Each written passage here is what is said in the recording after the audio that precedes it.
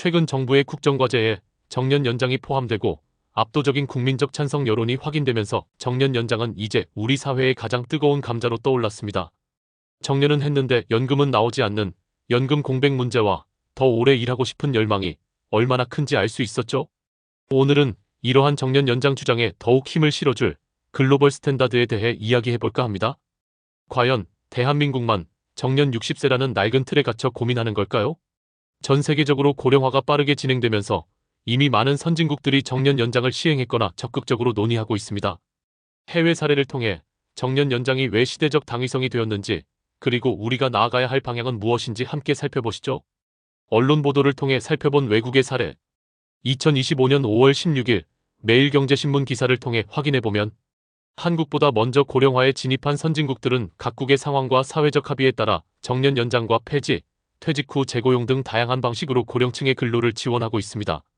일본은 2021년부터 개정된 고령자 고용 안정법을 시행해 기업이 70세까지 고용을 유지할 수 있는 조치를 취하도록 노력 의무를 부과했고, 모든 기업은 정년 연장, 정년 폐지, 계속 고용제도 도입, 위탁계약 등 다양한 방식 중 하나를 선택해 고령자 고용을 지속할 수 있도록 하고 있습니다. 이 중 가장 널리 쓰이는 방식이 퇴직 후 재고용입니다.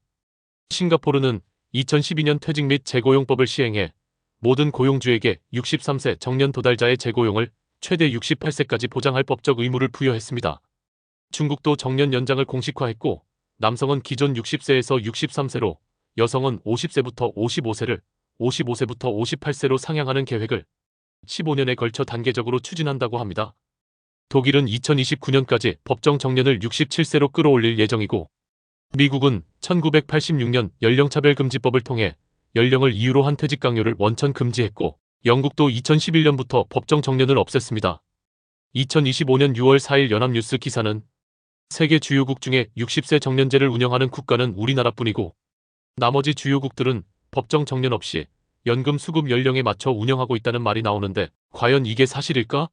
라고 스스로 묻고, 경제협력개발기구 회원국 중에서 노동관계 법령에 민간기업 종사자에 대한 별도의 정년 규정까지 두는 국가는 우리나라와 일본뿐이라고 보도한 바 있습니다.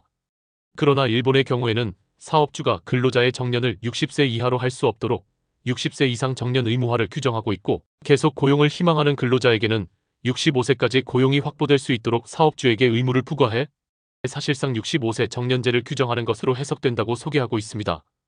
결국 OECD 국가 중 60세 정년제를 유지하는 나라는 우리나라가 유일하다고 할 수 있습니다. 이러한 내용들을 종합해보면 대한민국이 60세 정년이라는 독특하고 시대에 뒤떨어진 제도를 유지하고 있음을 알 수 있습니다.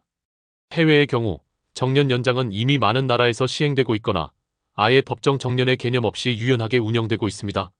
한국보다 먼저 고령화에 진입한 선진국들은 각국의 상황과 사회적 합의에 따라 정년 연장과 폐지, 퇴직 후 재고용 등 다양한 방식으로 고령층의 근로를 지원하고 있음을 확인할 수 있습니다. 국가별 정년 연장 및 고용 연장 사례. 여러 나라들은 모두 고령화 시대의 노동시장을 유연화하고 고령 인력 활용을 극대화하려는 노력을 보이고 있습니다. 각국의 정년 연장 사례를 다시 한번 정리해서 자세히 살펴보겠습니다.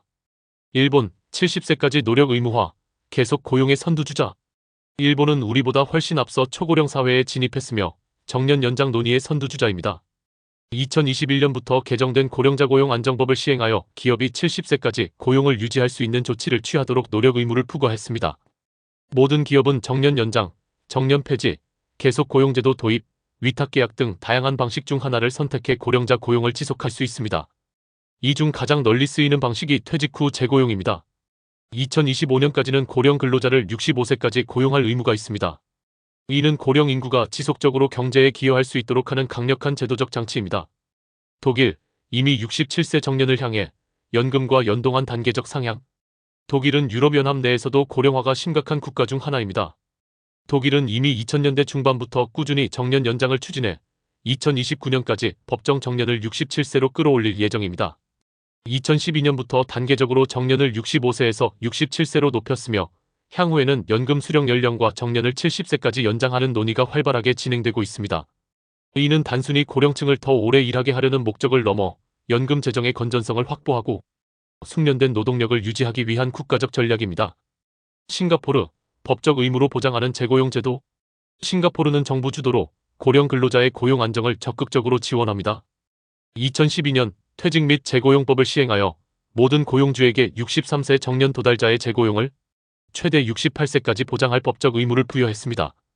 이는 기업에게 고령 근로자를 계속 고용해야 할 명확한 의무를 지음으로써 고령 인력 활용을 제도적으로 뒷받침하는 사례입니다. 중국, 대규모 인구의 정년 연장 공식화. 중국 역시 급격한 고령화에 직면하여 정년 연장을 공식화했습니다. 남성은 기존 60세에서 63세로, 여성은 50세부터 55세에서 55세부터 58세로 상향하는 계획을 15년에 걸쳐 단계적으로 추진합니다. 이는 대규모 인구 국가인 중국조차 고령화에 대응하기 위해 정년 연장이 필수적임을 인정한 것입니다. 미국과 영국, 법정 정년 폐지 또는 연령 차별 금지. 이들 국가는 법정 정년이라는 개념 자체가 없거나 폐지하여 능력과 건강이 허락하는 한 계속 일할 수 있는 환경을 조성합니다. 미국은 1986년 연령차별금지법을 통해 연령을 이유로 한 퇴직 강요를 원천 금지하여 사실상 정년이 없는 사회를 구현하고 있습니다. 영국도 2011년부터 법정 정년을 없앴습니다. 한국의 정년 연장 논의, 더 이상 미룰 수 없는 시대적 과제. 한국의 경우 현재 법정 정년은 60세로 설정되어 있지만 앞서 뉴스 기사에서 확인했듯이 OECD 주요국 중 사실상 유일하게 60세 정년제를 운영하는 국가입니다. 이러한 현실은 한국의 고령화 속도와 미래 사회의 지속 가능성을 고려할 때 매우 우려스러운 지점입니다. 많은 전문가들은 고령 인구 비율이 증가함에 따라 정년 연장은 사회적 필요로 대두되고 있다고 주장하고 있습니다. 정부도 이에 대한 논의를 시작했으며 지난번 살펴본 것처럼 국정과제에 공식 포함시키며 강력한 추진 의지를 보이고 있습니다. 일부 기업에서는 이미 65세 이상의 근로자를 계속해서 고용하며 고령 인력 활용의 가능성을 보여주고 있습니다. 결론 및 향후 전망. 지속 가능한 사회를 위한 현명한 선택. 정년 연장은 단순히 나이를 기준으로 한 정책 변화가 아니라 고령 인구가 경제에 기여할 수 있는 다양한 기회를 마련하고 개인의 삶의 질을 높이며 국가 경제의 지속 가능성을 확보하는 방향으로 나아가야 합니다. 해외 사례들은 정년 연장이 고령화라는 전 지구적 도전에 맞서는 효과적이고 불가피한 전략임을 분명히 보여줍니다. 이미 많은 선진국들이 다양한 형태로 정년 연장 또는 계속 고용 제도를 통해 고령 인력을 사회의 중요한 자산으로 활용하고 있습니다. 대한민국 역시 이러한 글로벌 스탠다드에 발맞춰야 합니다. 이를 위해서는 기업과 정부가 협력하여 고령 근로자가 경쟁력 있게 일할 수 있는 환경을 조성하고 동시에 청년 일자리 문제 등 사회적 우려를 해소하기 위한 지혜를 모으는 것이 중요합니다. 결국 정년 연장은 한국 사회의 미래를 위한 중요한 주제이며 단순한 노동 정책을 넘어 사회 전체의 패러다임을 바꿀 중대한 전환점이 될 것입니다. 앞으로 한국이 어떤 방향으로 나아가야 할지 해외 사례에서 얻은 교훈을 바탕으로 현명한 선택을 할 수 있기를 기대합니다.